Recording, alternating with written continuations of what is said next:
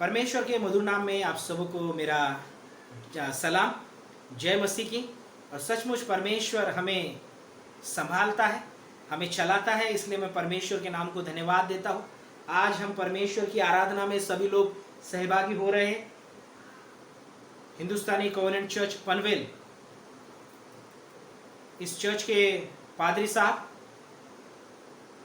Reverend Daniel Patole जी, पास साहब का मैं इस समय शुक्रगुजार हूँ कि आज प्रभु के वचन की सेवकाई करने के लिए उन्होंने मुझे आपके बीच में विशेष रूप से ये मौका दिया है, ये अवसर दिया है। पास साहब, मैं विशेष रूप से आपका इस समय आभारी हूँ। आपके कलीसिया का भी मैं इस समय धन्यवाद देना चाहता हूँ। विशेष रूप से मुझे इस बात का आनंद है कि सभी लोग मेरे लोग हैं, अपने लोग हैं, और आपके बीच में पुनः एक बार परमेश्वर के वचन से बोलने का अवसर मुझे प्राप्त हुआ है, इसलिए मैं परमेश्वर के नाम को धन्यवाद देता हूँ। मेरे प्रियो, हम परमेश्वर की हुजूरी में, परमेश्वर हमें उसकी आत्मा की अगुवाई में आज चला रहा है, इसलिए प्रभु के नाम को हर समय हमारे जीवन से महिमा मिले। अभी बहुत ही अच्छी रीति से हम प्रभु की स्तुति आराधना में भाई ऋत्विक के द्वारा हमारी अगुवाई हुई है। परमेश्वर के आत्मा की उपस्थिति हमारे बीच में, ये विश्वास हम रखते हैं। सो आइए इस समय हम प्रभु के हाथों में अगला समय समर्पित करेंगे। परमेश्वर आज निश्चित रूप से वचनों के द्वारा हमें आशीषित करेगा। परमेश्वर की उपस्थिति आज हमें अपने जीवन में प्राप्त होगी और परमेश्वर हमें उसके तमाम उत्तम से उत्तम आशीषों से वह हमें भरपूरित करे, यही प्रभु के चरणों में हमारी प्रार्थना है। सो आइए इस समय हम प्रभु के चरणों में समर्पित होंगे, हम प्रार्थना करें।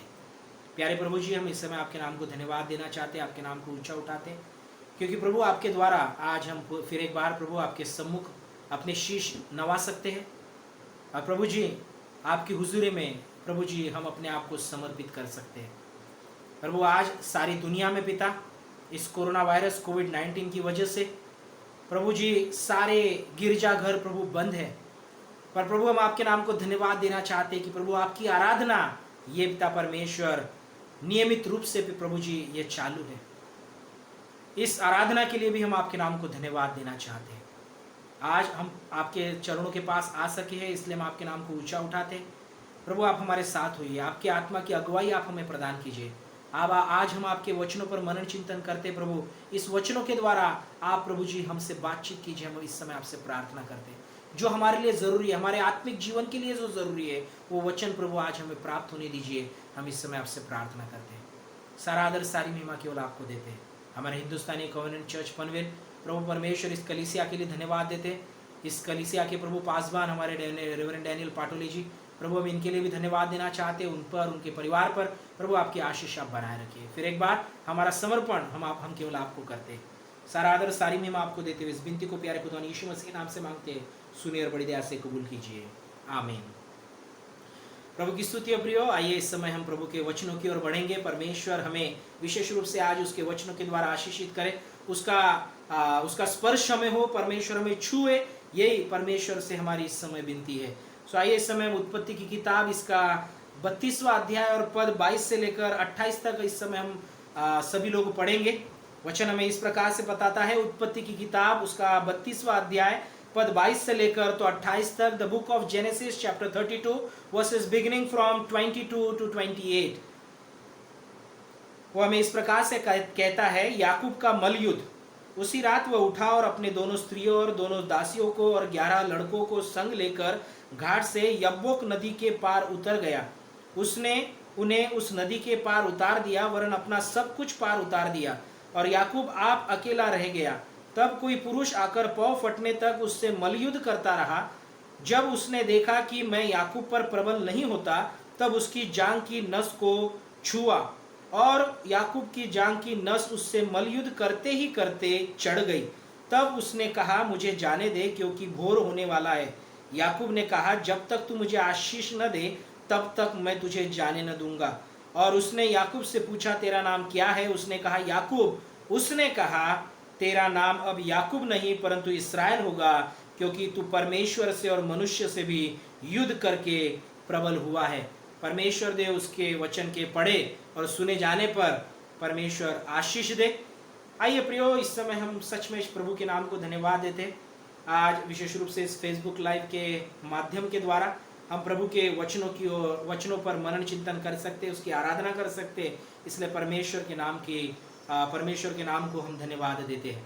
प्रियो, मैं रेवरेंड सैमुअल दामले, आप सभी लोग मुझे परिचित है, और विशेष रूप से उल्लासनगर, यहाँ पर मेथोडिस्ट मराठी चर्च उल्लासनगर में मैं विशेष रूप से अपनी सेवकाई कर रहा हूँ।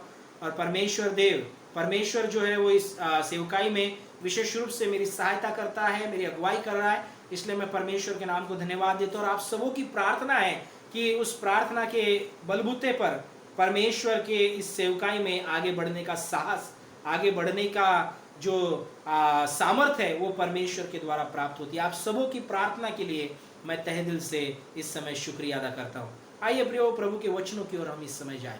प्रभु का वचन आज हमें कहता है, जिस बातों पर आज हम मनन चिंतन कर रहे हैं, हमारा विषय हम इस ओर जाते हैं कि परमेश्वर जब हमें छूता है तो हमारे जीवन में क्या होता है।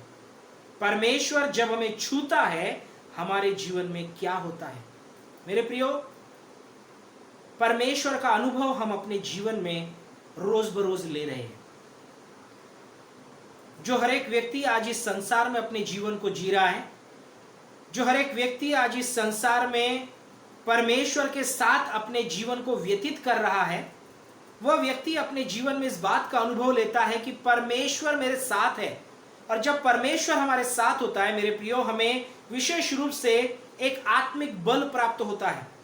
हमारे जीवन की हर एक परेशानियों में सामना करने का सामर्थ्य जो है वो परमेश्वर हमें प्रदान करता है। और जब परमेश्वर हमें यह सामर्थ्य देता है, सो यह सामर्थ्य जो है वो हमें इस दृढ़ता में लेकर जाती है कि हम हर परिस्थिति का सामना कर सकते हैं। वो परिस्थिति शायद हमारे जीवन में व्यक्तिगत रूप से हो, वो परिस्थिति शायद हमारे जीवन में हमारे पारिवारिक रूप से हो, वह परिस्थिति शायद हमारे जीवन में हमारे मित्र परिवारों के स्वरूप में हो, हम जहाँ पर जीवन जी रहे जिनके साथ है। अगर कोई समस्या हमारे जीवन में आती है, परमेश्वर उन समस्याओं से पार जाने के लिए, उस समस्याओं पर प्रबल होने के लिए हमारी सहायता करता है। और मैं विशेष रूप से इस बात को कहना चाहूँगा कि कोई भी व्यक्ति इस जगत में हमें ऐसा नहीं मिलेगा जो यह कह सके कि परमेश्वर ने मेरी सहायता की, परमेश्वर ने मुझे सामर्थ्य दी और मैं अपने जीवन की उन समस्याओं में मैं पड़ा ही रहा, मैं उन समस्याओं से विशेष प्रकार उभर न सका, ऐसा कोई नहीं कहेगा। जब परमेश्वर हमें सामर्थ्य देता है, जब परमेश्वर हमें अगुवाई करता है, जब परमेश्वर हमें छूता है, हमारा जीवन बदल जाता है। हमारे जीवन का उद्देश्य बदल जाता है, हमारे जीवन का तरीका बदल जाता है, हमारे जीवन का विशेष रूप से अर्थ जो है वो बदल जाता है। हम जो पहले होते हैं वो पहले नहीं रहते, लेकिन हम बदल जाते हैं। परमेश्वर जब हमें छूता है हमारा जीवन बदल जाता है। आज कई ऐसे प्रकार की गवाहियां हमारे जीवन में होगी। यदि हमारे परिवार में ही हम देखें, हमारे परिवार में शायद माता पिता है, बच्चे हैं, लड़का लड़की है, भाई बहन है, और भी शायद हमारा यदि जॉइंट फैमिली है, तो हमारे परिवारों में यदि हम पूछे तो मेरे प्रियो कई गवाहियां हमारे परिवार में आएगी कि जब परमेश्वर ने मुझे इस परिस्थिति में छुआ, उस परिस्थिति में जब परमेश्वर ने मुझे छुआ, जब मैं समस्या में था, जब मैं कोई बीमारी में था, जब मैं कोई अड़चनों में था, जब प्रभु ने मुझे छुआ, उसका स्पर्श मुझे हुआ, तब मेरा जीवन बदल गया। When God has touched me, my life became changed. परमेश्वर ने मेरे जीवन को जो है वो बदल दिया है। परमेश्वर का स्पर्श जो है, परमेश्वर का छूना जो है, वो हमारे जीवन में आशीष को लाता है। और आज हम देखते हैं याकूब, जो पवित्र शास्त्र में से आज हमने बाइबल में से जो शास्त्र पाठ पढ़ा है, मेरे प्रियो ये वचन हमें बताते हैं याकूब का मलयुद्ध परमेश्वर के एक दूत के साथ में चल रहा है। यब्बोक नदी के उस पार में विशेष रूप से वहां पर याकूब जो है उस स्वर्गदूत के साथ में रात के समय से लेकर भोर होने तक, पाँव फटने तक वह युद्ध कर रहा है। और यह युद्ध होते समय हम देखते हैं कि जब वचन कहता है कि याकूब जो है, इसका यदि बैकग्राउंड हम देखना चाहे तो याकूब अपने ससुर के घर से निकलकर अपने बाल बच्चों के साथ में, अपने पत्नियों के साथ में, अपनी जो भी संपत्ति उसने वहां पर इकट्ठा की थी, उसने जमा की थी, उसकी सारी पूंजी के साथ में वो अपने जन्मभूमि की ओर जा रहा है, जो जो उसका देश था, जो उसके लोग थे, वहां पर वो जा रहा है। और यह जाते समय, यह बीच का समय हमें यहाँ पर नजर आता है कि यब्बोक नदी के उस पार वो थे। यदि हम वचन 22 और 23 पढ़ते तो कहता है कि उसकी पत्नियां और उसके 11 बच्चों को संग लेकर, उसके सभी सेवकों के साथ में, उसकी सभी जमा पूंजी के साथ में वो यब्बोक नदी के उस तीर पर आया। उस तीर के उस पार उसने सब कुछ जो है वो उसने उतार दिया और वो अकेला इस पार वो रह गया। और जब वो इस पार है, रात भर जब वो वहां पर समय व्यतीत कर रहा है, वचन कहता है कि रात को ही वो उठा है। रात को उठकर ही उसने अपने सभी लोगों को यब्बोक नदी के उस पार लेकर गया। और वह जब यब्बोक नदी के इस पार था, यहाँ पर उसका एक मलयुद्ध हुआ है, एक युद्ध उसका यहाँ पर हुआ है। अभी उसके जीवन की परिस्थिति यदि हम देखना चाहे तो हमें यहाँ पर नजर आता है, याकूब जो है वह धोखा देने वाला एक व्यक्ति था। उसके ऊपर कोई भरोसा नहीं कर सकता। उसने अपने पिता को धोखा दिया, उसने अपने भाई को धोखा दिया। और मेरे प्रियो, विशेष रूप से हम यह बात को देखते हैं, उसने परमेश्वर को भी धोखा देकर वो अपने लोगों से, अपने देश से, अपने भाई से, अपने परिवार से वो भाग गया। वो अपने जीवन में भागने वाला ये भी एक व्यक्ति था। कई लोग इस प्रकार से भी कहते हैं, जब याकूब का विवरण, याकूब के बारे में जब वो बताते हैं तो इस प्रकार से बताया जाता है कि he has done a PhD in deceiving people. उसने लोगों को धोखा देने में एक पदवी को प्राप्त किया कि उसे मालूम तक किस रीति से धोखा देना है। और इसीलिए याकूब नाम का अर्थ यदि हम देखते हैं तो हमें इस रीति से प्राप्त होता है, दो ही इज अ डिसीवर, पर युक्ति के साथ धोखा देने वाला है। He is having some plan, with planning he is using his talent of deceiving people. वो एक विशेष प्रकार से एक युक्ति के साथ में, प्लानिंग के साथ में वो लोगों को धोखा देता था।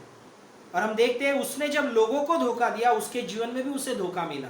उसने अपने पिता को धोखा दिया, अपने भाई को धोखा दिया। और जब वो उन लोगों से भागकर वो गया, वहां पर हम देखते हैं कि उसके ससुर के द्वारा उसे धोखा मिला।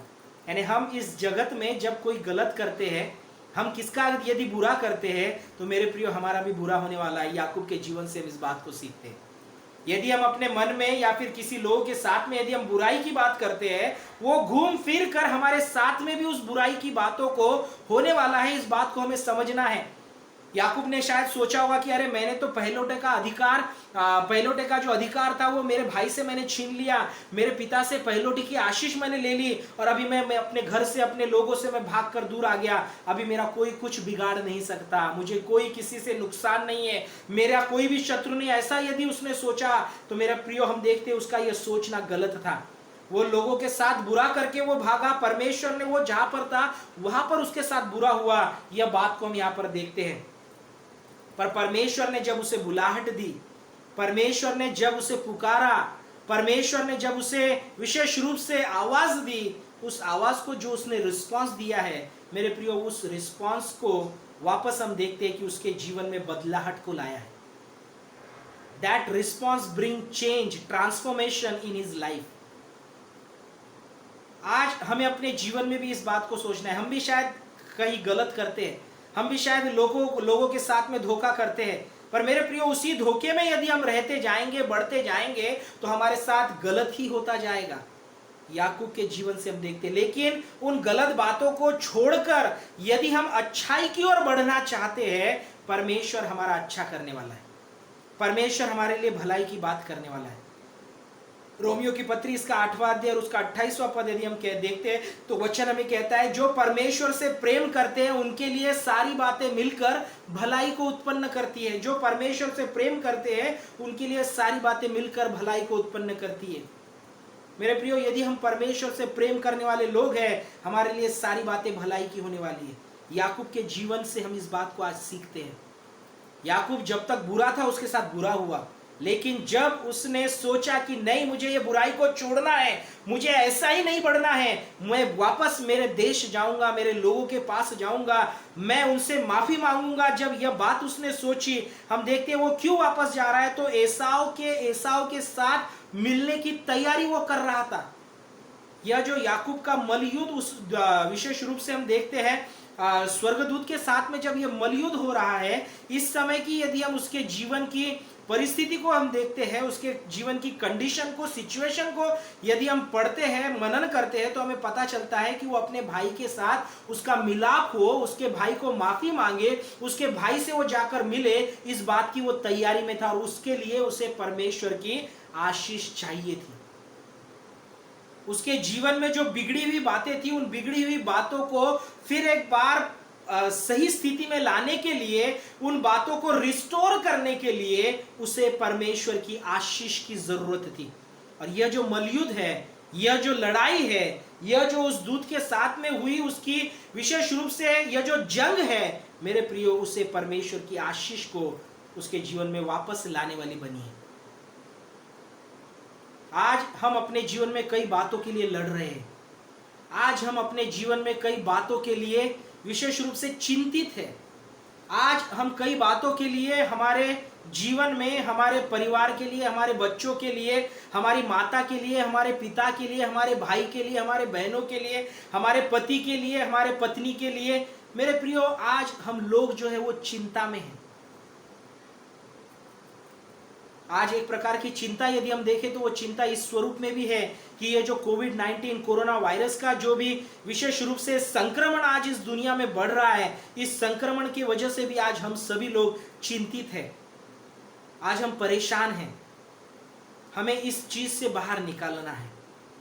एक प्रकार से हम यह कह सकते हैं कि हम अपने विचारों में एक युद्ध को हम कर रहे हैं कि इस परिस्थिति से कोई तो हमें बाहर निकाले, हमारा परमेश्वर हमें बाहर निकाले। पर मेरे प्रियो, उसके लिए हमें युद्ध करना है। उसके लिए हमें परमेश्वर से विशेष रूप से हमें उसके चरणों में समर्पित होना है। उसके हुजूरी में हमें जाना जरूरी है।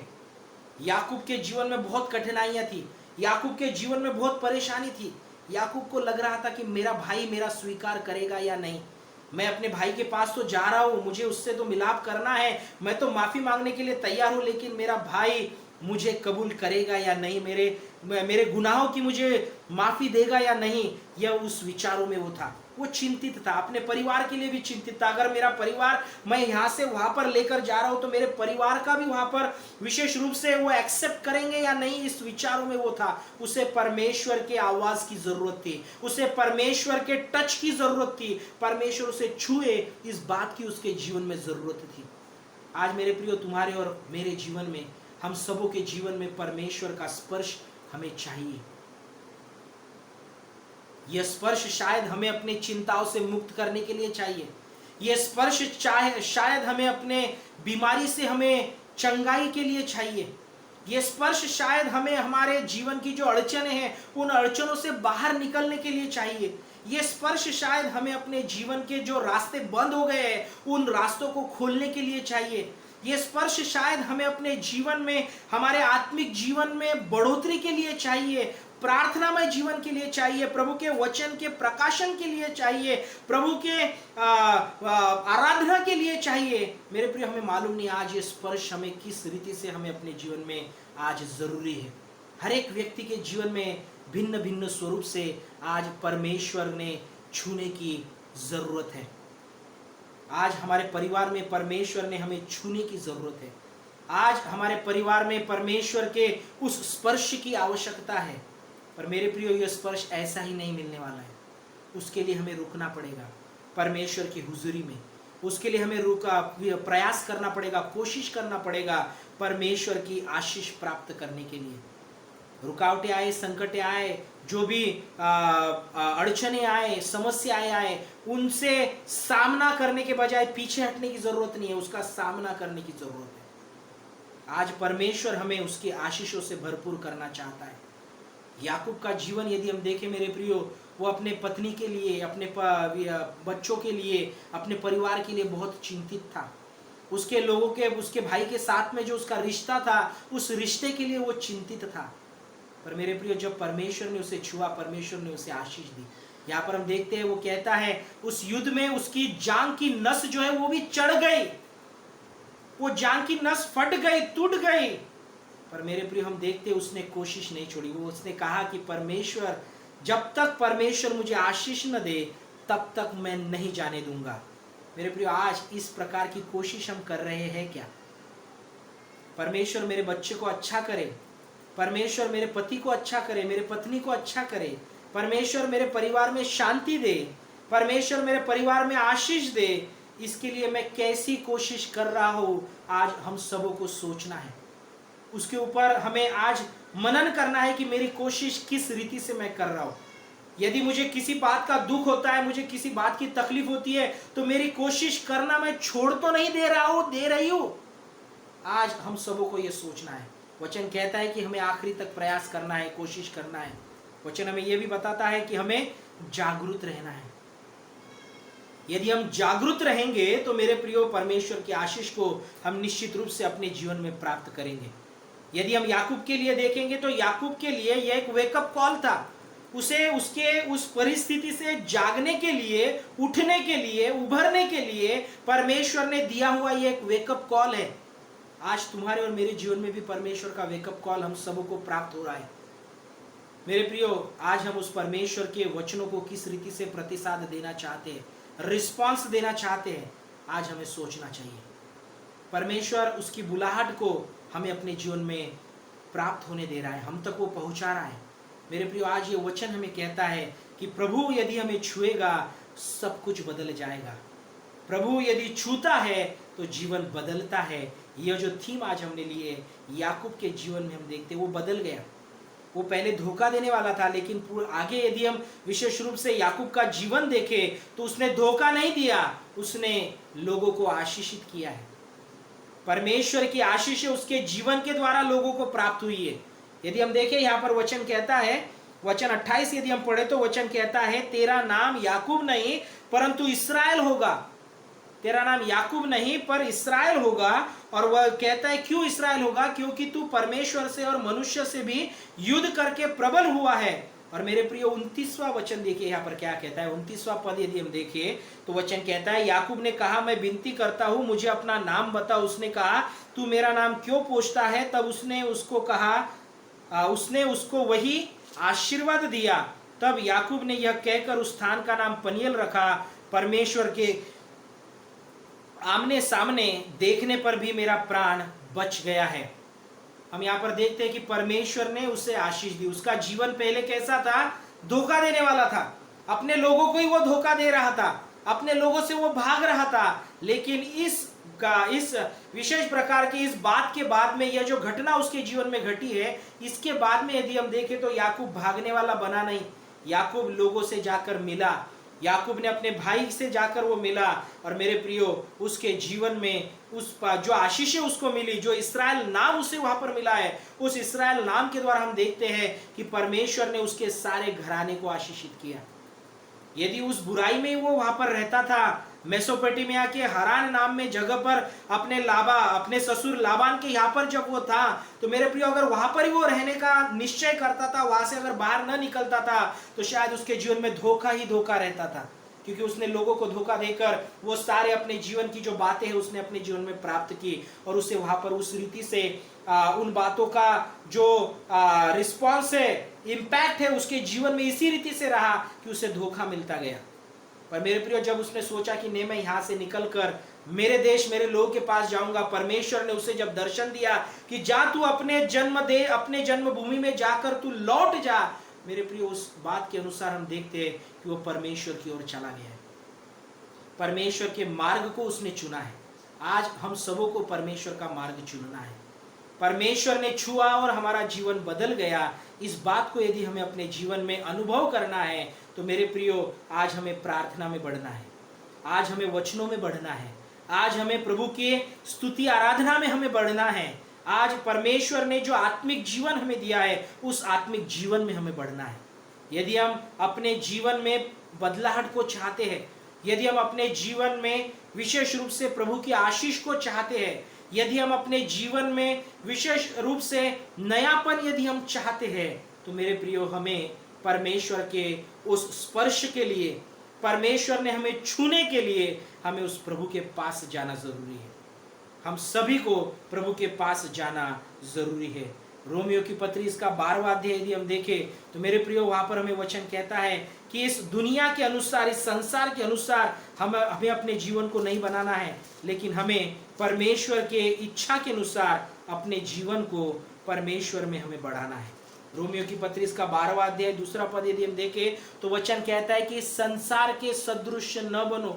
इस संसार में धोखा है, इस संसार में छल कपट है, इस संसार में लालच है, इस संसार में बुरी बलाएं है, इस संसार में बुरी बातें हैं। वचन कहता है कि इस संसार के सदृश न बनो।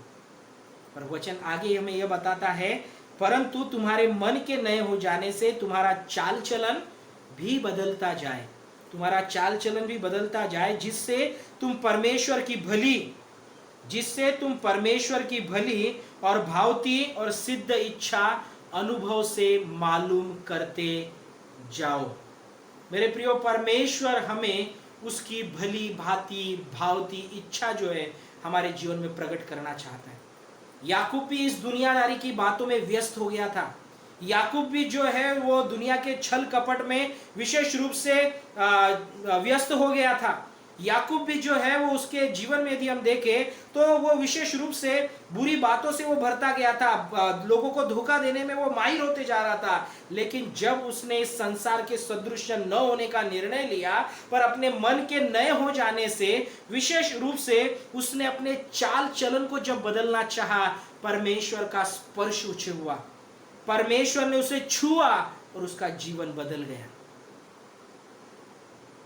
मेरे प्रियो, जब परमेश्वर हमें छूता है, वो उसकी इच्छा को जो भली भांति और हमारे लिए भलाई की है, उस इच्छा को हमारे जीवन में प्रकट करता है। और आज वो इच्छा हम सबों के जीवन में हमें प्राप्त होनी चाहिए। आज हम देख रहे हैं कि परमेश्वर छूता है और जीवन बदल जाता है। याकूब का जीवन बदल गया। आज आपका और मेरा जीवन भी परमेश्वर बदलना चाहता है।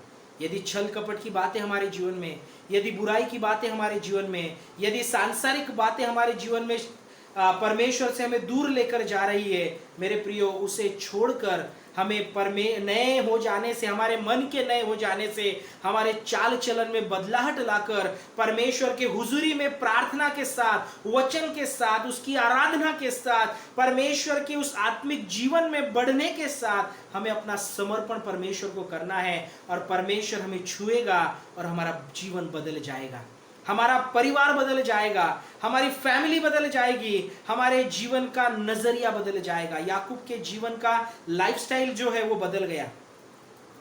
He has received a new lifestyle through Jesus Christ और through our living God। जब परमेश्वर ने उसे छुआ तब उसके जीवन में नयापन आ गया। आज मेरे प्रियो, हमारे जीवन में नयापन है कि हम कहते हैं कि परमेश्वर ने मुझे छुआ, इस दिन को, इस तारीख को परमेश्वर ने मुझे छुआ। पर मेरे प्रियो, आज यदि हम अपने जीवन पर गौर करें, मेरे जीवन में चाल चलन बदल गया है या नहीं? उस चाल चलन के बदलाहट के जीवन को मैं जी रहा हूं या नहीं? परमेश्वर की भली भांति और भावती इच्छा जो है, जो मेरे भलाई की है, उस इच्छा को मैंने अपने जीवन में प्राप्त किया है या नहीं? याकूब ने उस इच्छा को अपने जीवन में प्राप्त किया। वो धोखा देने वाला था, पर वो आशीष का कारण बना, आशीष का मूल स्रोत वो बना है। उसका जीवन ट्रांसफॉर्म्ड हो गया। His life was transformed by the touch of God। परमेश्वर ने जब उसे छुआ, धोखा देने वाला व्यक्ति आशीष का कारण बना है। आज परमेश्वर तुम्हें और मुझे भी आशीष का कारण बनाना चाहता है। हम सबों को, परमेश्वर के चुने हुओं को, हमारे परिवार को, हमारे परिवार के सदस्यों को परमेश्वर आशीष का कारण बनाना चाहता है। मेरे प्रियो, आइए हम इस समय परमेश्वर से दुआ करेंगे कि प्रभु तू मुझे छू, प्रभु तू मुझे छू और मेरा जीवन तू बदल दे। प्रभु तू मुझे छू और मेरे जीवन के चाल चलन को बदल दे। प्रभु तू मुझे छू और मेरे जीवन में एक नयापन तू ला दे।